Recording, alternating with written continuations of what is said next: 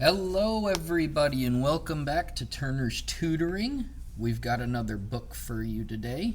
And today we're going to be reading Not That Pet. This book is by, and I think I'm going to get this name wrong, Smriti Prasadam-Halls.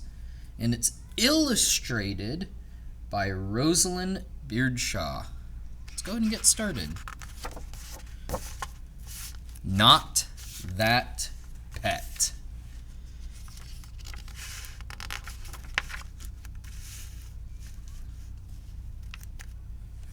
Mabel's family was picking a pet. Mabel said, "Mom, you choose which to get." "Yippee," said Mabel, and she chose Pete's Pets. Any pet you like delivered to your door. An elephant. Oh my goodness. He gave the best hugs. He gave the best rides. With upside down lifts and down the trunk slides.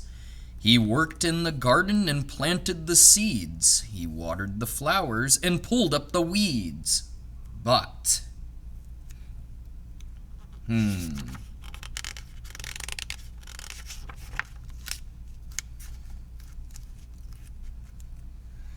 he trampled the roses and stood on the plums and squashed Mabel's strawberries and sat on her mom.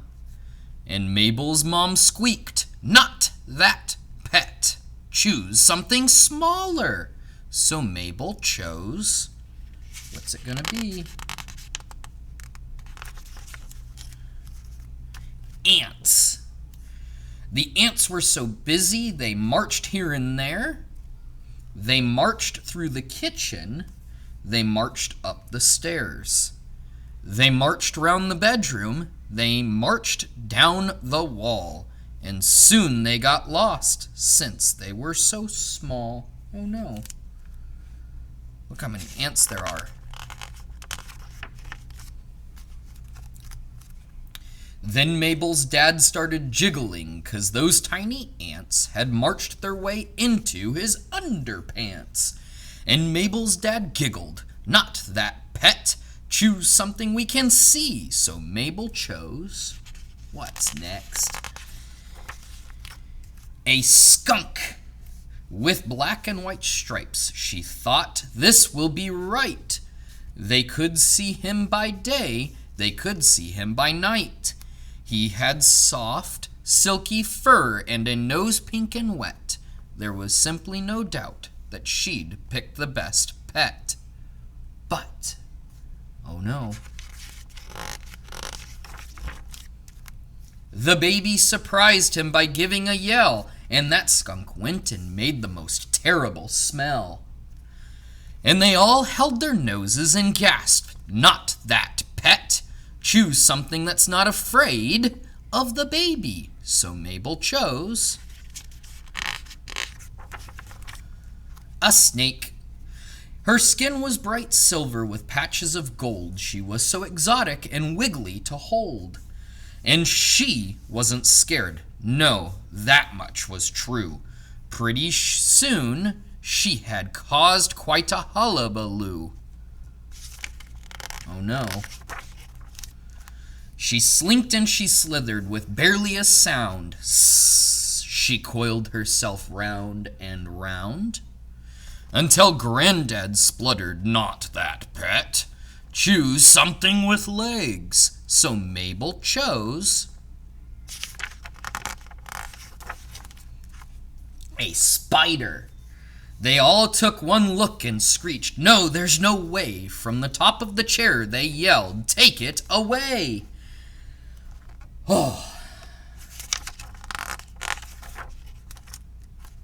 "Okay then," said Mabel. "Well, what about these? You know I'll look after them, please, pretty please."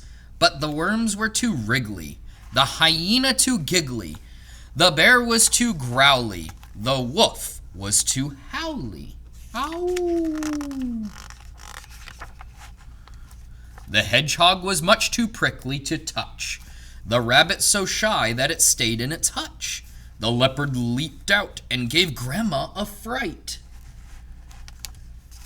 And the owl kept on hooting all through the night. Whoo!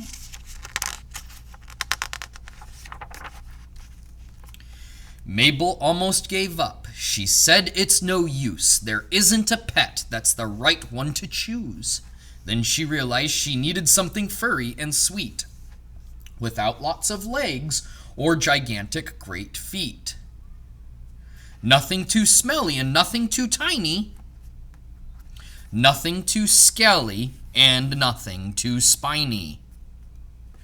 Not noisy or scary or covered in spikes. She'd choose something friendly that everyone likes. What did she choose? A pet that will like to curl up for a nap. A pet that's just happy to sit on your lap. A pet you can cuddle and snuggle and pat. I've got it, she yelled, and she chose, a rat. Thank you guys for joining me for another story. Once again, this is Turner's Tutoring, and I think I'm going to start asking, if you subscribe, you can get notifications about all the fun stories that we read, whether that be the comprehension stories or just fun stories to see. Once again, Turner's Tutoring, and I wish you guys a wonderful day.